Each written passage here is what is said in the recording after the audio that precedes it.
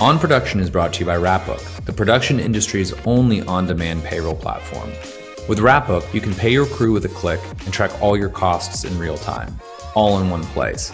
To find out more about how Wrapbook is transforming the way productions pay their crews, visit wrapbook.com.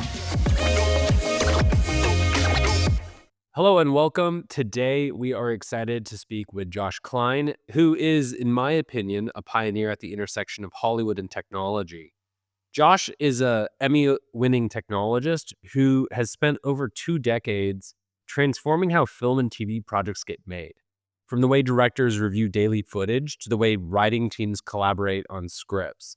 He co-founded Sample Digital and then developed Digital Dailies, the industry's first cloud system for reviewing shot footage, earning him a 2013 Primetime Engineering Emmy for its impact.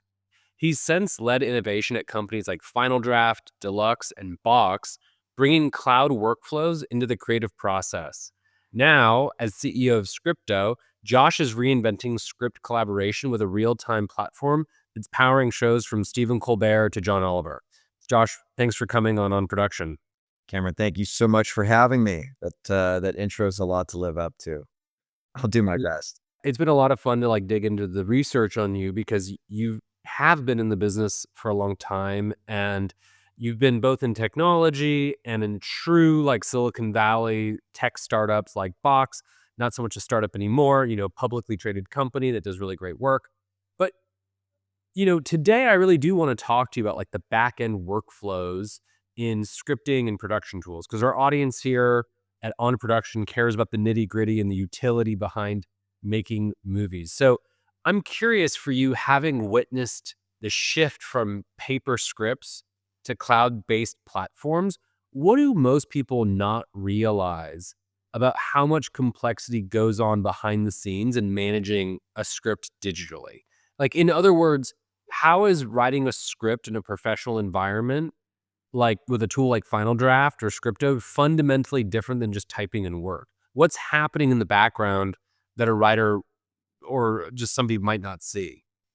Yeah, so my background goes, 30 years ago, I was a independent writer, producer. So I wrote and sold a script on Final Draft and ended up as the chief strategy officer at Final Draft about, a dozen years ago.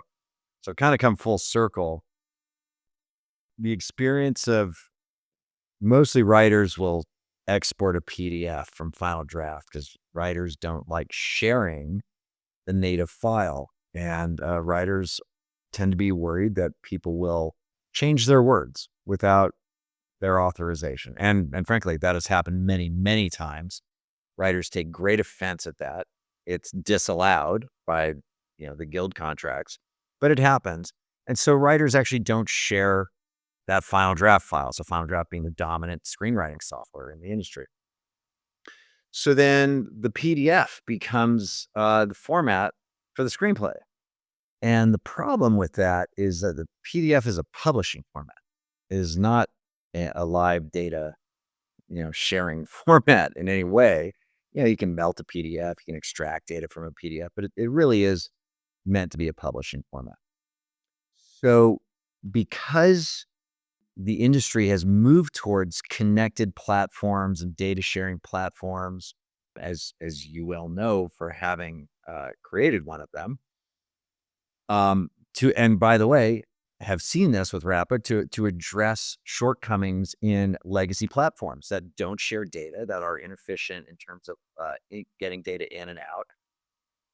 So what happened is the growth and the creation of a bunch of other sort of startups that would create tools that would make it so that we're pretending that this PDF is a live format that we can do things with and share with other people, because we've got a duct tape and rubber band ecosystem to enable that, because it's necessary to create efficiencies in the production process, which is 100-plus-year-old production system here and we've gone from film to digital. We've moved away from printed scripts to PDFs, but really we've gone from cutting film or even editing on tape to nonlinear editing. So all these other platforms have been modernized, right? But where it all starts with the screenplay remains in a legacy state. So my goal with what I'm doing now is actually to remove that legacy blocker at the head end for entities, for writers, entities being people, production companies, studios, people who care about data that a script is, right? It's a data type. And that data is more useful.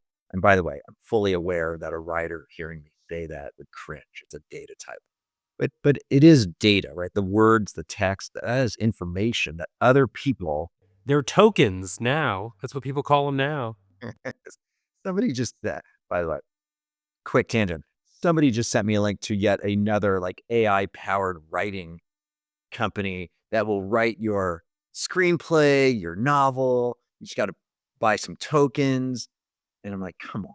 Like, oh yeah, that's what I want. I want to read somebody's AI powered novel. Like this is some of this stuff gets sillier by the day, not more fully baked. So addressing a script as something that should be dynamic, that should be a data type that is easily shared, but secured. So what most people would think is the difference between, I'm working in Microsoft Word, I've got a document, and I'm exporting a PDF because I don't want anybody to mess with it. And the difference would be a generational shift to I'm working in Google Docs. And it's not a matter of whether you get to see it. It's a matter of whether you can access it to view it, to comment on it, to edit it. It's really about permissions and securing the actual intellectual property that way versus I've baked it into a PDF and that makes me feel better because it's harder to get the data out of it, even though, anybody on the IT side can melt a PDF in a second.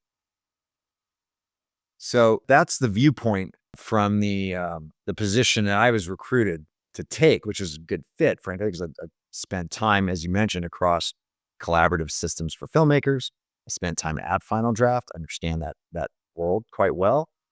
And at Box, being in this massive hyper growth startup and seeing how that machinery works, and that is all about content collaboration, cloud content collaboration, even though it wasn't specific to something like collaborating on scripts. I can assure you I tried when I was inside a Box to have us be able to parse that data natively. I just think that this is a part of the media and entertainment production workflow that is in sore need of efficiencies and modernization. So it's an exciting thing for me to work on. Yeah, absolutely. So in software development, we use version control like Git to track code changes. In your experience, how does version control for scripts work?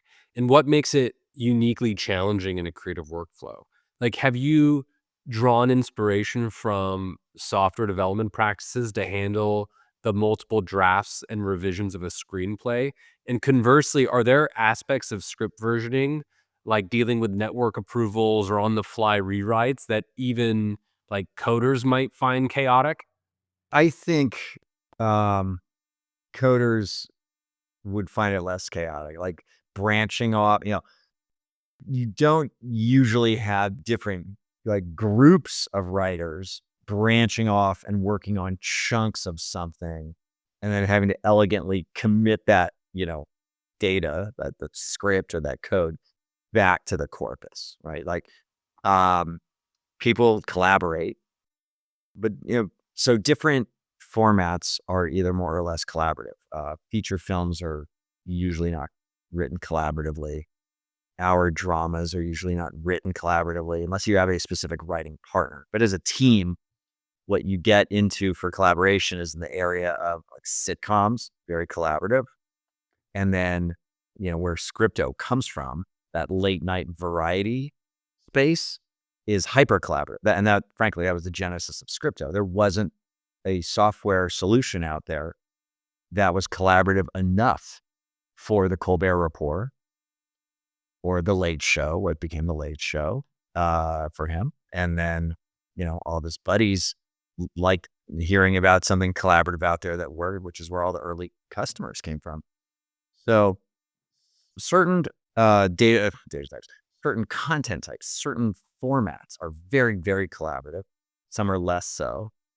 In the area of the collaborative ones, and actually across all of them, the versioning becomes very important. So you reference Git. I mean, that's a great analogy for versioning in script writing.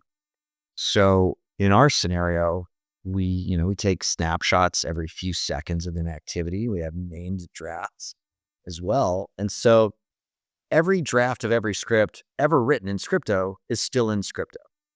And we make it very easy to compare the diff between any two drafts, not just the last one and the current one. Like literally, like I did a draft today. I worked on one I think I liked better a month ago. I want to like kind of see where I got off base. How did my okay draft turn into this thing I can't even read anymore? So it's an efficient way to maintain versioning. It's an efficient way to provide a blanket of security for writers. My office at Final Draft was right next door to the head of technical support, and he had a bullpen of tech support personnel right in front of our offices. And they spent a lot of their time like fixing broken files because third-party solutions would open up those files, modify them somehow, and then they work on them with some other tool, and then the writer couldn't open it anymore. It's kind of mayhem, and it speaks to sort of a generational shift on how we deal with sharing data. Like you shouldn't email a file around. Like that's not generally happening in 2025 in other areas, either within production or across, people who use computers. We're usually like sharing information and providing access to things we're working on. We're collaborating, but we're not, emailing a file to somebody, hoping that they'll work on it and send it back to us. Usually, I mean, pockets of activity, but generally speaking, moving away from it. Well, with that, I mean, could you walk me through what the approval process for a script or daily content looks like with modern tools? Like, so for instance, when a writer finishes a draft for a TV episode, who needs to sign off? Producer, showrunner, network, legal? And then how do tools facilitate that? Like, I'm curious where the bottlenecks usually are. Is it in tracking who is approved what, in communication delays, or is it something else? And how do digital platforms streamline those approval chains that used to happen, to your point, over phone calls or emails? To be frank, some of that is TBD. Some of that we're building, some of that we're getting feedback from our users. In the area of what internally is called studio TV, but the audience would think of as like variety shows or late night type formats. Generally speaking, if it's the Late Show with Stephen Colbert, the approver is Stephen Colbert, right? Whether it's, Last Week Tonight with John Oliver or The Daily Show, the exec producer, in some cases, the showrunner, person whose name is on the big door, like they're going to approve it. For network programming, it's usually an experienced showrunner would be the one approving it. If you had like a John Wells or J.J. Abrams, somebody of that stature, Greg Berlanti, like, they understand what is, going to be approved. If you have a sort of a younger, maybe less experienced showrunner on a project, they'll probably get more feedback from the studio or the network. So those systems aren't always online yet or even developed yet. So you may get a PDF of a script that gets sent to somebody for comments. And, that's something I'm tackling with my team right now, which is this concept of if you have the data in a platform where you can securely share that information with other people, you think about it like a contract among lawyers, right? Like, I'm going to share access. You're going to look at this. You can let me know if that's okay. And then we'll build workflows around it, right? So it's not always like digging into the document and making specific comments. Like it's review and approval workflows. And so we had those back in the day with Digital Dailies. we were providing cuts and dailies for review and approval, but we also had workflows baked into that. So an example in Scripto would be, we've got a Slack integration, and as you're making comments and you're sending it down the production pipeline, if you were my production executive, I would make a comment and I would @Cameron it. You'd get a Slack notification, and then you'd go right to that comment. You'd see the changes and you'd say, I'm cool with this or I'm not. Right. So then we'd have it in Slack, and we'll add additional platforms as we go. But today it's a Slack-based notification approval system, and you would make your comments and we would know if it's approved or not. That's not the end game for a review and approval system. It is a way to document it, and it's referenceable, but it's not like an automated review and approval process. So we're building out a number of those right now, and it's all based on feedback from the users, right? We need to know what the showrunners, the exec producers, the executives, the financiers need out of a system like this. And to be clear, Scripto came from the variety space where they're putting out a show every day or once a week at the last week tonight with John Oliver, obviously a weekly show, SNL Weekend Update every week, the Late Show every day. So you got 10 writers in a script all day long, pumping out a script every day. There's not a whole lot of time for review and approval and waiting for people, but Steven's one of those writers.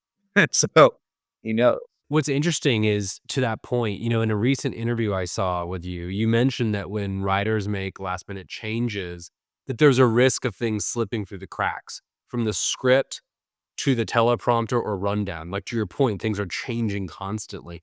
Can you give an example of this problem and then how a platform like Scripto addresses it? I imagine on a live show that a tiny discrepancy can mean that the host reads the wrong line or a cue is missed. So how do you design a system that catches these issues in real time? And have there been surprising challenges in getting, every stakeholder, the writers, the tech crew, et cetera, to trust and rely on the system's notifications? yeah. So we're certainly more feature complete in the variety side because that's the background of the company. We built up the original slate. I'm the new CEO, so my predecessor built this company around a well-known set of workflows and requirements in the variety space. And so they catch stuff. This was designed to catch things in real time because it's not just the writers in this platform. There may be 10 writers and 80, production staff members involved in the platform. So they're all in it every day. They're getting notified of things that happen. And in that side of the house, they are expected to pay attention to what's happening. So they're notified. The changes are all highlighted. They're putting out a show every day. And we create, what would be a narrative scripted side of production would be a breakdown that the department heads would reference. Usually ADs would work on those, but all the department heads are getting a breakdown for their specific requirements. On the variety side, that would be a rundown. So it's a run of show. And we're updating that as the script is being updated. So it's, it's timed down to the second. And as long as you're in the system, it's your responsibility, if you're producing a show, to pay attention what the rundown is. And so a department head has a responsibility to be up to date on the information. The good news is it's not going to get lost in an email.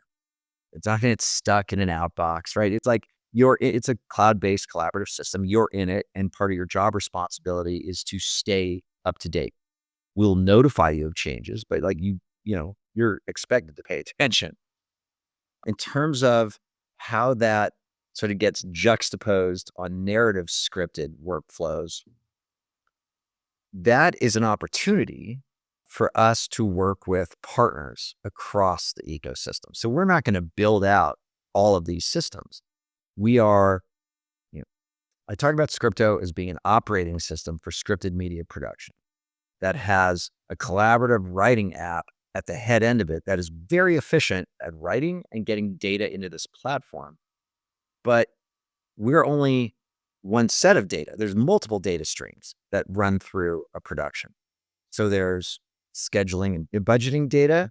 There is a set of VFX data. There's physical production data.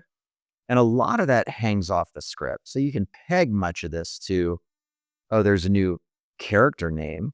Well, that has to go to clearances, and somebody's got to make sure that character name doesn't exist in the city where the show's being shot. That could be confused. There's all these nuances that, like, these little workflows that fire off of what the writer's doing. So by having the writing connected into the data stream that feeds all these downstream, workflows, we get these real-time updates, right? We get real-time changes flow through the system, but it will be other partners that are responsible. So we're not going to be the company that makes sure that the clearances get done. Scripto is going to be the platform that creates notifications, and some of those are, UI-based notifications like Slack, but we're an API-enabled platform. We're firing off calls out of the API all the time. So that will include third parties and their systems, right? Some of this is going to flow into what you do, right, for budgeting and the finance side of the equation. Changes will be made that impact the data you're managing. So some of it we handle.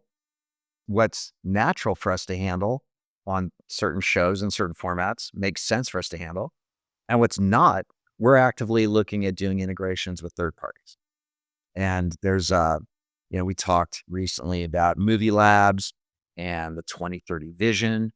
And that's all about cloud-based, connected, interoperational workflows and data streams that flow regardless of which partner you actually plug into those flows. And an example of that would be like, I want to play around with an AI tool that gives me concept art. And there, say there's like 5 of them you're kind of interested in seeing what the output looks like. I'm going to make some updates in a script in Scripto. I'm going to do an API integration to DALL-E first. But now I maybe want to check out a couple of different ones. I want to check out stability. I want to check out 3 or 4 other ones. It doesn't affect the data stream, right? You're just plugging in a different tool that's accessing the data. And so that's what this sort of very efficient, forward-looking workflow looks like for production, is partners that can access the data. They've got the security clearance to access the data. I own the IP, not me as Scripto, but as a studio or as a production company. I own this IP. I decide what tools I want to use. I'm going to use preferably Scripto as the platform that carries the valuable data and allows me to plug in whatever tool I want in a really efficient way. That's awesome. You pioneered Digital Dailies to streamline how directors review footage. Do you see parallels between managing video dailies and managing scripts? I mean, I think you're talking about that with sort of the operability of data flows in our business, but I'm curious for you, like, what lessons have carried over from building a dailies platform to building a script collaboration platform? And are there any new surprises unique to the script workflows in particular, despite your earlier success with dailies? It's an interesting shift. One, this was a while ago. So our competitor in dailies was 3/4-inch tape and DVDs. And my team just thought there's a better way to do this. Like, this is silly. Streaming media was coming online, and we thought we can use these tools in a way that modernizes this workflow. So a lot of the lessons we learned were about how to move people off of legacy platforms into more efficient modern workflows. But back, 20 years ago, all sorts of stumbles along the way. Not everything worked perfectly. It was a high touch business. We're certainly dealing with lighter touch assets, right? Like, excuse me, these are, it's text. I'm dealing with text. I'm not moving terabyte files around. My AWS bill's a lot cheaper now than it was then. And we didn't even have AWS when we started. So I'm not building servers anymore, deploying them in data centers. So some of it's easier. The expectations around the quality of software. So you can't roll out something that's like, okay, like nobody will use it. So I'm not rushing version 0.1 kind of stuff to market. What I've learned along the way is I have the same expectations. We're in an era where software should be of a high quality. I'm trying to get people to move from one platform to another. It can't just be functionally superior. It has to be a more pleasing environment in which to work. How do you balance imposing a structured workflow with giving artists freedom? Or have you encountered pushback from writers or producers about using a tool for scripting? Maybe it's related to it has to be beautiful, or maybe it's feeling too restrictive or technical. And then how do you think about overcoming that? Essentially, how do you design collaboration software that's both rigorous on the back end without stifling creativity or usability on the front end? My balance is I know a lot of writers. In my world, I'm surrounded by a lot of writers and producers. And so I take a lot of feedback from creatives. And I certainly lived through the era of enterprise software was deployed by the CIO's organization. And like everybody's going to use it because the CIO said so, even if the consumer tool that you'd prefer to use is way more elegant. You have to use this stuff. So we're past that, right? Because people, this sort of thing we dealt with at Box, which was we go to an enterprise and we do an audit for the enterprise and say, well, you've got this shadow IT world living in your network. And here's like 100 different apps people are using because they'd rather use that stuff than what you're providing. So let's give them something they want to use. Otherwise, they're just going to avoid the stuff they don't, right? It's like trying to deploy, enterprise social networking software like Yammer. I tried to implement Yammer at a company once, and it was like they didn't want to do it. They wouldn't do it. They refused. And then Slack comes along, and it's a really elegant solution, and everybody wanted to do it. So the software speaks for itself. In what I do now, we're not in a position. We don't have market dominance. We've got a solution that provides value for writers that need to collaborate, but writers that have no need to collaborate may very well say, yeah, I've been using Final Draft my whole career. Like, I've got friends who say like, I don't want to learn anything new, right? I'm doing just fine and I don't collaborate with anybody. So when I'm done, I send the file to somebody, they have to figure this stuff out. So in a situation like that, my next step is to work with that they need to figure it out. So we work in certain instances, one step past the writer, one step further down the supply chain from the writer to these different people on a production team that are dealing with mayhem. Like the writer may think it's going fine because they're emailing a PDF file to a script coordinator. And that coordinator is like, I'll date myself with this one, but I don't know if you remember the video game Missile Command, where it's like, it's like a Cold War thought of like nuclear missiles coming in from every angle and you're trying to shoot them out of the sky. Like that's the analogy for a script coordinator. They're getting like PDF drafts of scripts all the time. They're trying to figure out, is the naming convention telling me what draft this is? So every show's different. They've got to figure out the diff between this version and that version, what they need to then send along either into another tool that's doing the distribution, or many shows just do email distribution still. It's a lot of work. And I'll say on the record, I think that the script coordinators are the unsung heroes of the scripted media production industry. I really do. So we spend a lot of time working with them, then physical production teams, department heads, ADs, UPMs, line producers that depend on information that has changed from draft to draft. And so it's really it is discovering pain points along the way to figure out what we can do to help. We don't have market dominance in a way, like nobody does, like that can force people to do anything.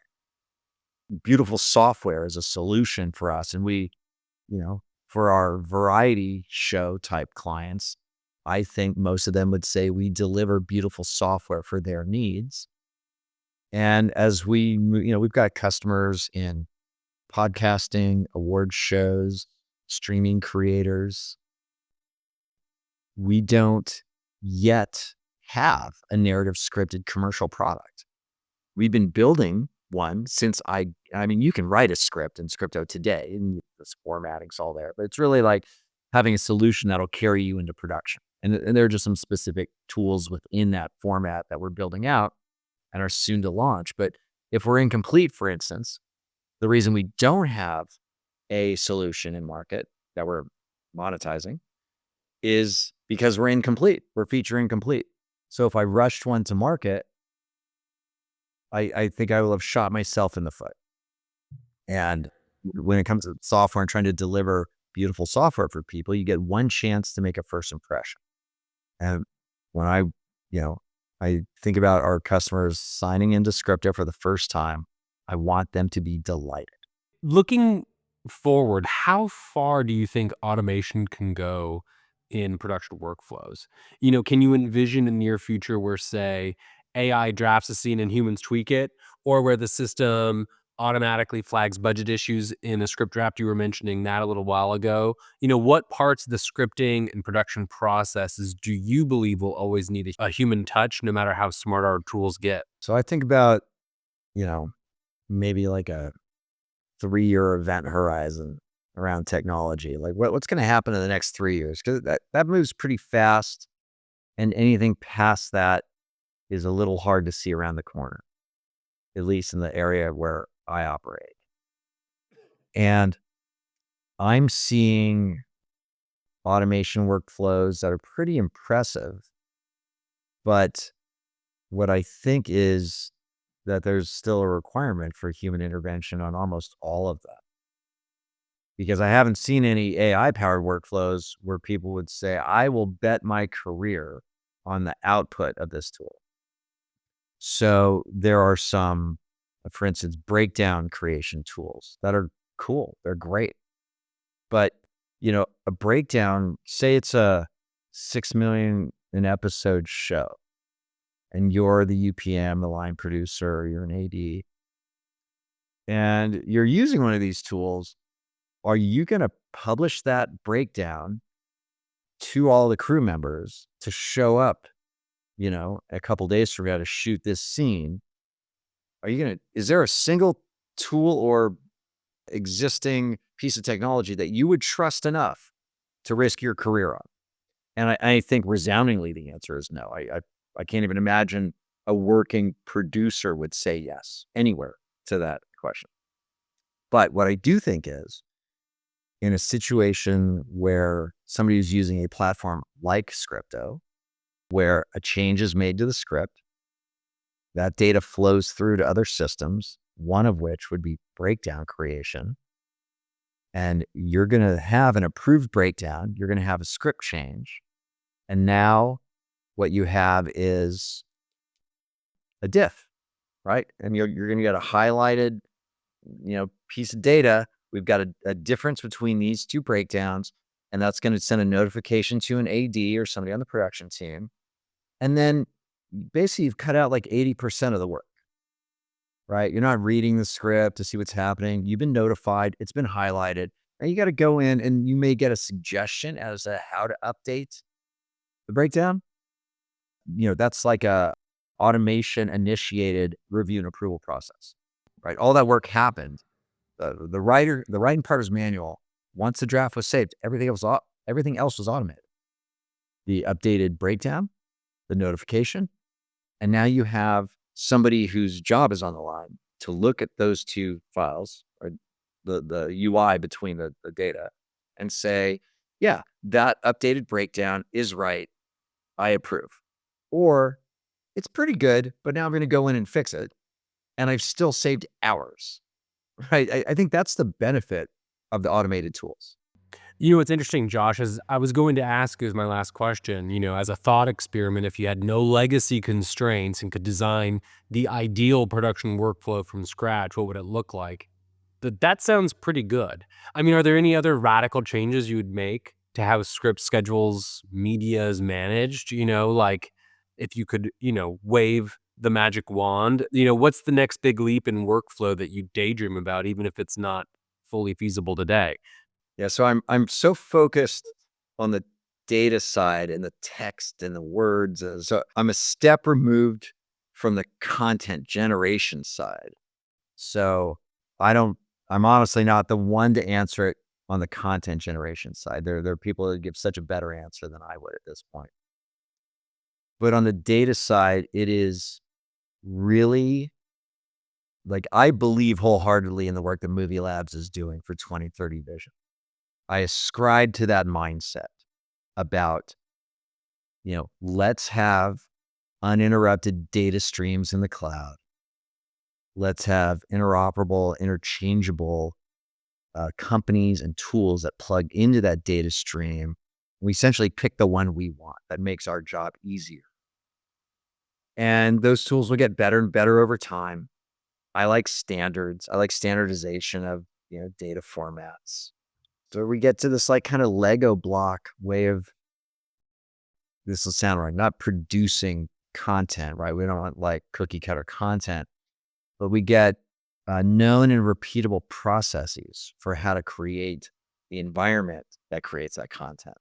And I think we're heading in that direction. So, that's part of the excitement from my side of what I'm doing right now is that I was invited to lead a company and a team that was already heading down that path. And I get to bring to bear, 25 years of working in the industry where I get to sort of optimize around that.